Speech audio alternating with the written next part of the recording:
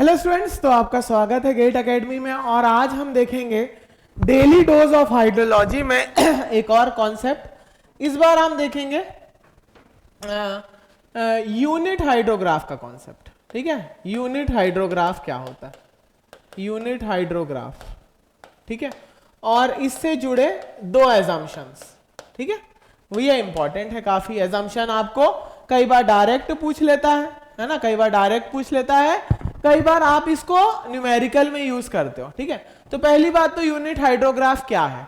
Unit hydrograph एक direct run of hydrograph है, मतलब जिसमें बेस फ्लो नहीं होता है ना, जिसमें रन ऑफ की डेप्थ यूनिट होती है, मतलब 1 सेंटीमीटर होती है। जनरली हम यूनिट डेप्थ को 1 सेंटीमीटर ले लेते हैं। ठीक है, तो ये वो हाइड्रोग्राफ है। हाइड्रोग्राफ क्या होता है पहले बताओ। हाइड्रोग्राफ होता है डिस्चार्ज और टाइम के बीच का ग्राफ।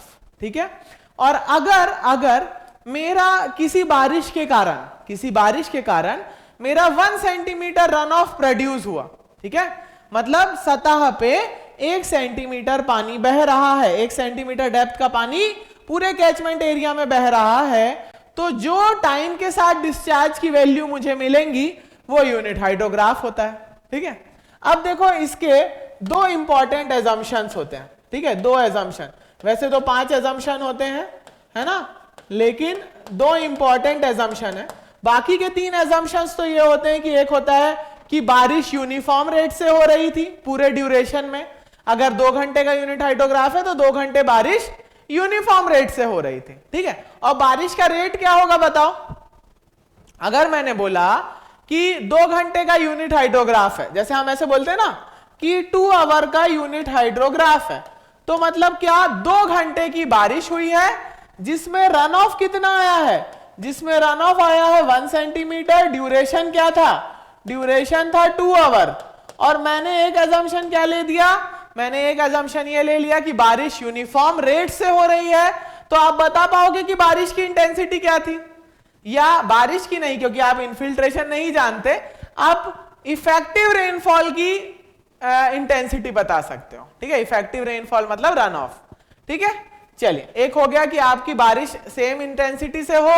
दूसरा एजम्पशन होता है कि बारिश पूरे कैचमेंट एरिया में फैली होनी चाहिए यूनिफॉर्मली।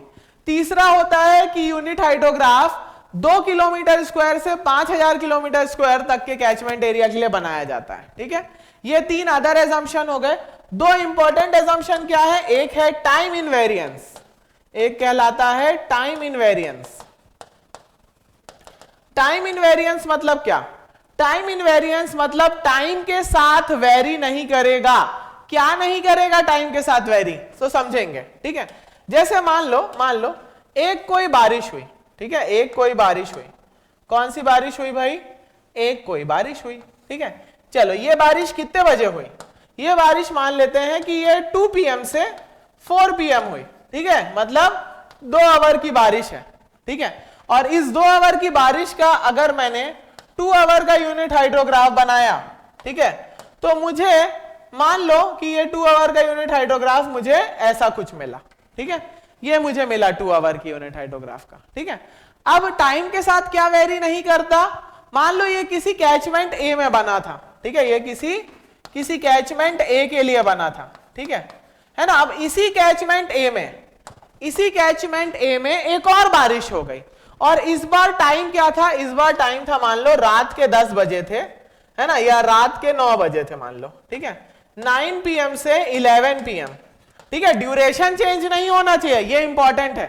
जैसे यहां 2 आवर का बनाया तो वहां का भी 2 आवर का ही है। ठीक है, इसी कैचमेंट में फिर 2 घंटे की बारिश हुई 9 से 11। ठीक है, फिर क्या हुआ, 2 आवर की बारिश हुई, फिर इसका 2 आवर का यूनिट हाइड्रोग्राफ बना। तो अगर जो इसका 2 आवर का यूनिट हाइड्रोग्राफ बनेगा वो सेम होगा। ठीक है, क्या बात बोला, ये बहुत इंपॉर्टेंट बात बोला। क्या बात बोला कि ये पहला आपने बनाया था, ये पहला आपने 2 आवर का यूनिट हाइड्रोग्राफ बनाया था, है ना। एक मिनट में,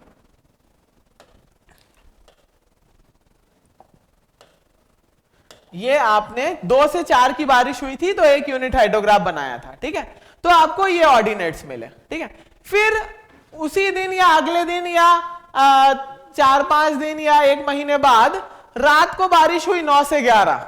ठीक है, लेकिन दो चीजें आपकी सेम होनी चाहिए, क्या? Duration and catchment. अगर आपने ड्यूरेशन बदल दिया, मतलब ये 3 घंटे कर दिया, तो फिर आपको सेम यूनिट हाइड्रोग्राफ नहीं मिलेगा। यहां मैं क्या बताना चाह रहा हूं? यहां मैं बताना चाह रहा हूं कि अगर सेम कैचमेंट में कोई भी 2 घंटे की बारिश होती है और उससे कोई भी 2 घंटे का यूनिट हाइड्रोग्राफ बनता है, तो उसके ऑर्डिनेट सेम होते हैं। इससे बहुत न्यूमेरिकल सॉल्व हो जाते हैं। ठीक है, समझ में आई बात? तो यहां पे कांस्टेंट क्या होनी चाहिए? ड्यूरेशन और कैचमेंट। अगर कैचमेंट बदल दिया तो पूरी कंडीशन बदल दी, ड्यूरेशन बदल दिया तो पूरा गेम ही बदल दिया। समझ में आया? तो यूनिट हाइड्रोग्राफ अगर सेम कैचमेंट में सेम ड्यूरेशन का है तो हर बार सेम ही बनेगा, टाइम के साथ वेरी नहीं करेगा। एक बात, ठीक है। दूसरा एजम्पशन कहलाता है लीनियर वेरिएंस, है ना? सॉरी, यहां लिखेंगे लीनियर रिस्पॉन्स। ठीक है, लीनियर रिस्पॉन्स मतलब क्या? लीनियर रिस्पॉन्स को ऐसे समझेंगे कि जैसे आप समोसा लेने गए, ठीक है, आप समोसा लेने गए, ठीक है, अब आपको यह पता है कि एक समोसा 5 रुपए का है, ठीक है, आपको यह पता है कि एक समोसा 5 रुपए का है, ठीक है। अब मैं आपसे कुछ भी पूछ लूं, अब मैं आपसे पूछ लूं कि यार 10 समोसे कितने के हैं, आप बता दोगे 50 रुपए के हैं। मैं आपसे पूछ लूं 20 समोसे कितने के हैं, आप बता दोगे 100 रुपए के हैं, है ना? तो अगर आपको यूनिट प्राइस पता है किसी का, ठीक है, आपको पता है कि भाई ये फोन 30,000 का है, एक फोन 30,000 का है, 2 फोन लूंगा 60,000 के, 3 फोन लूंगा 90,000 के, अगर कोई कंडीशन अप्लाई, अगर कोई डिस्काउंट नहीं चल रहा है, ठीक है। जैसे मान लो ये पेन है, ये 2 रुपए का है, ठीक है, 10 पेन लूंगा 20 रुपए के आएंगे, 20 पेन लूंगा 40 रुपए के आएंगे। समझ में आई बात? तो अगर मुझे पता है कि किसी कैचमेंट में यूनिट हाइड्रोग्राफ क्या बताता है, शुरू में बताया था मैंने अभी, यूनिट हाइड्रोग्राफ क्या बताता है कि अगर रन ऑफ 1 सेंटीमीटर का होगा तो मेरे कैचमेंट से जो डिस्चार्ज प्रोड्यूस होगा टाइम के साथ, उसके ऑर्डिनेट क्या होंगे, ये मुझे पता है, ठीक है। मुझे पता है, मुझे क्या पता है? मुझे ये पता है कि अगर मैंने मान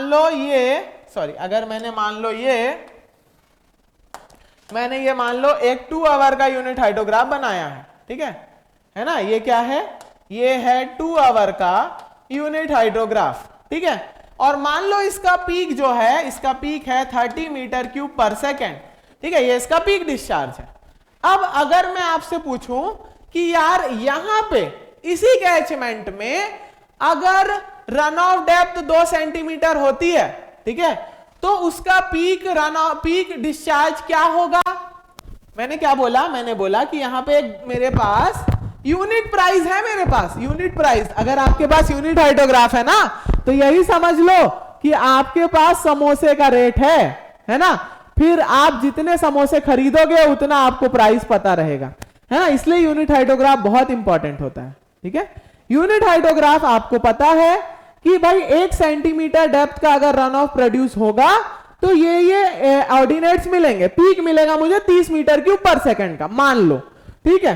अब इसी कैचमेंट में 2 घंटे की बारिश होती है, ठीक है, इसी कैचमेंट में 2 आवर की रेनफॉल होती है, रेनफॉल, ठीक है, और वहां पे मुझे पता चलता है कि रन ऑफ डेप्थ 2 सेंटीमीटर है, तो मैं क्या इसको यूनिट हाइड्रोग्राफ बोलूंगा? नहीं, मैं इसको बोलूंगा DRH, ठीक है, मैं इसको बोलूंगा direct run of hydrograph. Okay, थोड़ा जल्दी मैं बता रहा हूं, है ना?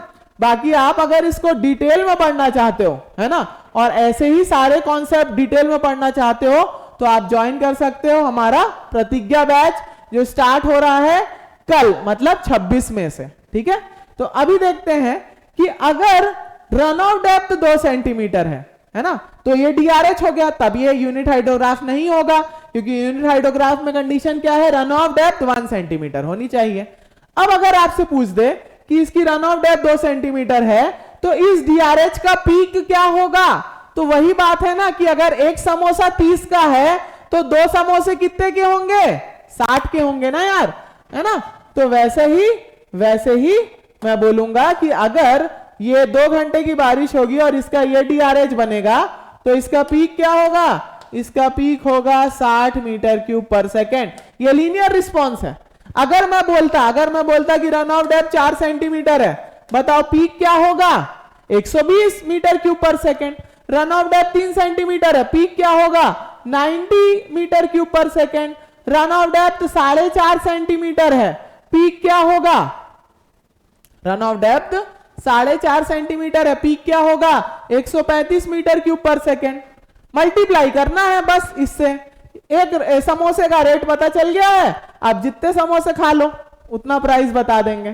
ठीक है, तो ऐसे ही अमेजिंग कॉन्सेप्ट अगर आप देखना चाहते हो, सीखना चाहते हो, और आपने ये प्रतिज्ञा ली है कि आप निकालने वाले हो गेट 2020, है ना, गेट 2023 को आप फोड़ना चाहते हो, आप अच्छा रैंक लाना चाहते हो, आप एमटेक करना चाहते हो, आप पीएसयू ज्वाइन करना चाहते हो, तो आप ज्वाइन कर सकते हो हमारा प्रतिज्ञा बैच। ये ऑनलाइन अवेलेबल है, ऑनलाइन होगा ये, है ना, ऑफलाइन नहीं है।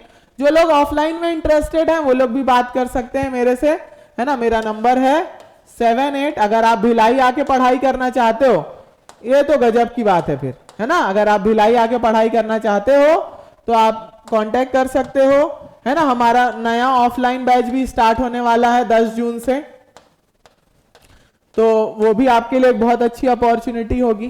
ठीक है, तो अगर ऑफलाइन आना चाहते हो तो भी बात कर सकते हो आप कि सर भिलाई में कैसी कंडीशन है, क्या है ना। बहुत सस्ता है, रहने के लिए बहुत सस्ता है। और जिनके पास अगर मोटिवेशन की कमी है, थोड़ा बोलूं अगर मैं, कि अगर आपके पास मोटिवेशन की थोड़ी कमी है कि आप ऑनलाइन क्लासेस सर हमने ली थी किसी की, है ना, लेकिन हम बैठ ही नहीं पाते थे, या कंपटीशन नहीं दिखता सर, मजा नहीं आता, तो आओ कंपटीशन देखो भिलाई में, आ जाओ, है ना। फिर मजा आएगा, फिर टक्कर होगी, दिखेगा कि सामने वाला कितनी मेहनत कर रहा है, मैं डबल मेहनत करूंगा, है ना। कई बार किसी खरबूजे पे देख के रंग बदलता है ना, बस वही। ठीक है, और भी अगर आप सेल्फ स्टडी भी कर रहे हो, प्रॉब्लम आ रही है तो भी बात कर सकते हो। ऐसा नहीं है कि सिर्फ कोर्स ही लेना है तो ही बात होगी, ऐसा नहीं है। ठीक है, कोई लाइफ में प्रॉब्लम है, प्रिपरेशन कई सालों से कर रहे हो, नहीं निकल रहा है, तो कहां लैग कर रहे हो, कहां लैग कर रहे हो, इसके बारे में बात करेंगे। ठीक है, चलिए, ऑल द बेस्ट। बस कुछ फोड़ना है इस साल, कुछ नया करना है। ठीक है, प्रतिज्ञा बैच कब से चालू हो रहा है? तो ये कल से चालू हो रहा है। ठीक है ना, तो आज ही जल्दी बाय कर लो, अगर सोच लिया ही है तो देर क्यों करना। ठीक है, कौन सा सब्जेक्ट स्टार्ट हो रहा है? तो पहला आरसीसी, और सेकेंड हाफ 2 क्लास चलेंगी, और दूसरा आपका structure analysis. RCC Amit sir लेंगे, स्ट्रक्चर एनालिसिस अपूर सर लेंगे। Okay, so all the best. आपका डिसीजन आपको जल्दी लेना चाहिए क्योंकि अब एग्जाम पास आ रहा है। ठीक है, बाय।